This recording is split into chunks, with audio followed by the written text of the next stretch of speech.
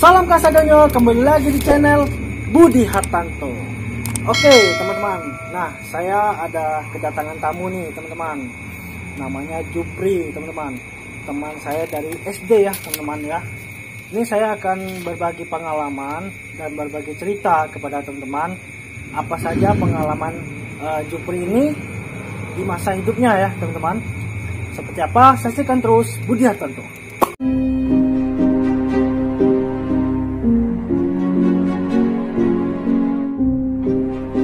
Oke teman-teman, apa kabar Jupri? Alhamdulillah. Kegiatannya apa ini? Kalau untuk sekarang sih biasa sih, karyawan, dia kerja. Terus kerjanya di mana tuh? Ya kalau sekarang ini di jasa pengiriman, ekspedisi. Oh, ekspedisi jasa pengiriman, kurir gitu ya? Kurir. Oke. Jadi teman-teman, terus Jupri ini selain kerja apa aja nih kegiatannya? Ya kalau untuk sekarang sih kerja. Kalau kemarin sih biasa sih olahraga, pencak silat gitu. Pencak silat. Nah, pencak silat nih. Jupri ini pernah ikut pencak silat apa nih? Kalau yang masih bertahan sekarang sih BS. BS? Apa itu BS? Budi Suci. Budi Suci Melati. Terus tahun berapa itu ikut? Pertama jadi siswanya itu tahun 2014. 2014 sampai sekarang. Udah sabuk berapa nih? Sudah tingkat 2. Tingkat 2. Biru. Tingkat 2 biru. Oke. Terus selama ikut pencak silat BS ini pernah ikut tanding? Kalau untuk pertandingan ajang IPSI sih belum pernah sih. Ajang untuk IPSI belum pernah. Terus kalau dalam pencak silat BS ini nih, dia dari aliran apa nih? Tenaga dalam kah atau seni atau gimana? Seni bela diri. Ya. Seni bela diri, pencak silat, bisa dibilang itu juga kebatinan. Oh, kebatinan. Berarti dari bidang bisa disebut tenaga dalam gitu ya? Mungkin bisa disebut seperti itu. Oke. Tapi belum nih, kita belum kenalan nih. Nama Jupri ini siapa? Tolong kenalin dulu. Ya, nama saya Jupri. Umur 28. Umur 28 tahun. Oh gitu teman-teman. Jadi ini saya dapat cerita nih Jupri ini. Waktu itu kita kan semasa SD kan pernah cerita sedikit kan. Jadi Jupri ini pernah mengatakan pernah mati suri. Itu benar itu? Mati suri memang pernah sih. Pernah. Waktu sebelum SD lah. Sebelum SD. Itu sekitar masih kecil lah. Sekitar umur berapa itu? Sekitar umur 5 tahun, 6 tahunan. Umur 5 tahun atau 6 tahun ya. Itu selama kan ada nih pengalaman, ada orang ketika dia mati suri dia bisa melihat hal-hal yang seperti gaib gitu kan. Jadi si Jupri ini masih ingat nggak ketika Jupri mati suri apa yang dilihat? Gitu. Kalau pengalaman kan, setiap pengalaman itu pasti beda-beda gitu kan. Ada yang mengalami seperti ini, ada yang mengalami seperti ini. Kalau pribadi saya sih, karena saya sudah ngalamin. Memang kalau orang bagian yang nggak percaya, ya mungkin tahayul. Ya betul. Tapi bagian yang pernah mengalami, ya apa yang saya rasain, itu gimana ya? Bisa dibilang itu namanya mati suri tidur. Tidur, masih tidur. Tiba-tiba ketika sudah tidur itu seperti mungkin bisa dibilang bukan roh ya. Kalau roh kan kalau sudah lepas dari jasad meninggal kan. Bisa dibilang bukan roh gitu. Bisa dibilang itu ya sejenis apa lah gitu kan. Keluar dari dalam tubuh. Keluar dari tubuh itu seperti melayang gitu. Iya. Seperti melayang. Tiba-tiba itu jasad udah kelihatan di bawah. Saya sudah di atas. Yang namanya masih kecil kan takut ketinggian. Iya. Jadi waktu takut ketinggian, pas dia ke bawah itu rasa jantung ini cukup tinggi gitu. Nah, pas sudah kejadian seperti itu, yang saya lihat itu semua keluarga, tetangga yang lihat itu. Kan kalau dulu kan nggak ada yang namanya bawa ke dokter kan, nggak ada gitu. Nah, itu bilang udah nggak ada lagi. Termasuk bidannya pun bilang ya ini sudah nggak bisa diselamatkan gitu. Tapi di saat mati suri itu Jupri itu sudah dimandikan atau sudah disolatkan atau gimana nih? Belum dimandikan. Belum semua. Jadi masih di tempat tidur ini? Masih di tempat tidur. Masih tempat tidur dalam keadaan memakai baju, memakai baju ya? Memakai baju itu. Gitu. Jadi di waktu Jupri melihat itu tuh udah berapa hari bisa sadar? 2 hari. Oh, mati surinya 2 hari? 2 hari. Setelah itu tiba-tiba orang tua kan. Sampai sekarang cerita itu memang dari tetangga, orang tua pun udah nyebar gitu. Pada saat itu karena saya anak pertama, iya. Karena mungkin orang tua kan pasti sayang gitu, kehilangan anak pertama gitu kan. Ya orang tua bernazar, gitu ya, berdoa sama Allah, ya Allah, jangan sampai hilang anak yang satu, maksudnya jangan sampai meninggal, karena ya oleh karena itu doa orang tua mustajab. Jadi mungkin ya qadarullah, Allah kabulkan doa itu. Itu di saat pas ketika Jupri itu sadar di dalam mati surinya, apa yang Jupri lihat di sekeliling Jupri itu? Kalau yang di sekeliling itu sih pengalaman saya sih nggak ada ya gitu. Nggak, maksudnya pas ketika udah dikatakan bangun mati suri, itu keluarga ngumpul semua? Iya, ngumpul semua sampai ada yang baca apa itu Yasin gitu kan. Dan juga ada yang kayak udah apa mau nyiapkan apa namanya makam gitu. Gitu. Tapi belum sempat dimandikan berarti ya? Belum sempat dimandikan. Karena anak pertama gitu kan. Ketika itu sudah bernazar itu kan yang namanya 2 malam, kan malam kejadian. Pasti perputaran jam itu kalau sudah jam 12 malam sudah berganti hari. Berganti hari, iya betul. Jadi itu yang disebut 12 jam 2 malam. 2 malam. Saya dibilang itu 2 hari. Jadi ketika Jupri mengalami itu, adakah bisa melihat hal-hal mistis? Tapi belum dewasa ya, tapi maksudnya masih di masa kecilnya, kan mati suri nih. Kan ada tuh orang lain ketika dia mati suri dia dapat kelebihan bisa melihat kita bisa dikatakan indigo gitu kan. Apakah Jupri seperti itu? Kalau dulu sering banget. Itu waktu umur berapa tuh? Sekitar 8 atau 9, 10 tahun. 10 tahun. Itu ketika Jupri melihat itu terkejut atau gimana nih? Takut atau gimana nih? Ya sebenarnya sih pertama bertanya-tanya gitu. Siapa gitu, yang namanya jin kan, bangsa jin kita kan beda sama manusia gitu. Jadi saya lihat ini siapa gitu kok berubah beda gitu. Terus saya tanya sama teman, itu siapa tuh? Saya tanya ada tunjukkan. Yang mana? Dia nggak lihat gitu. Itu mungkin saya merasa aneh. Siapa? Tadi apa mungkin halusinasi saya gitu kan? Ya. Tiba-tiba ya bisa dibilang itu seiring perjalanan waktu terus gitu. Terus itu sampai ada yang ngintip-ngintip gitu kan, ada yang melihat gitu, ada yang boncengan motor, pada lihat belakang dia sendirian. Aslinya, padahal nyatanya ada orang, ada jinnya di belakang. Itu pas ketika Jupri lihat makhluk itu, wajahnya gimana? Hancur atau menakutkan? Atau seperti manusia biasa? Bermacam-macam. Yang namanya jin itu bisa berubah-berubah. Ya, berubah. Betul ya. Ada yang hancur, ada juga yang bagus. Jadi kondisi Jupri lihat itu tuh ada nggak rasa takut? Kalau awal pertama takut sih. Awalnya takut. Memang ibarat itu pertama yang dilihat itu wajahnya itu memang jin itu hancur-hancur semua. Gitu.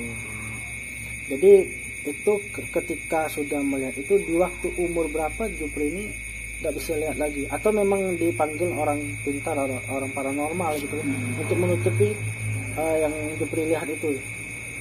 Mata batunya gitu. Enggak dipanggil orang sih. Ya, hilang sendiri. Bisa dibilang itu hilangnya itu waktu saya ikut perguruan. Jadi ketika Jupri ikut pencak silat DS ini kan berarti hilang nih. Hilang. Nggak bisa lihat apa-apa lagi tuh. Terus di selama Jupri dewasa ini sampai sekarang ada nggak nih pengalaman mistis selama Jupri hidup lah sekarang ini kan sampai sekarang? Ya kalau pengalaman mistis itu banyak sih, cuman kalau mau dikeluarkan sini mungkin nggak ada cukup waktunya gitu. Salah satunya.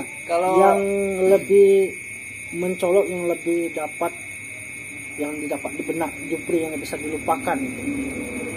Ya kalau salah satunya sih yang pertama nih, kita ambil simpelnya aja, itu ditantang sama si dukun. Ditantang sama si dukun. Dukun. Paranormal atau dukun apa sih? Paranormal ya, bisa.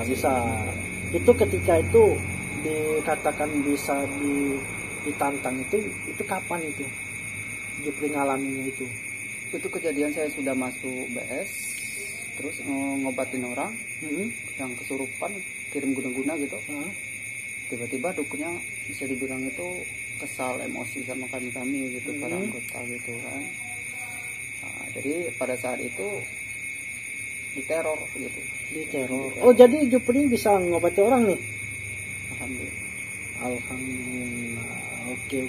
Jadi ketika Jupri bisa ngobati orang, ibaratnya diguna orang gitu kan, apakah Jupri bisa juga mengobati kayak medis atau non medis? Kalau non medis kan kayak guna-guna gitu kan.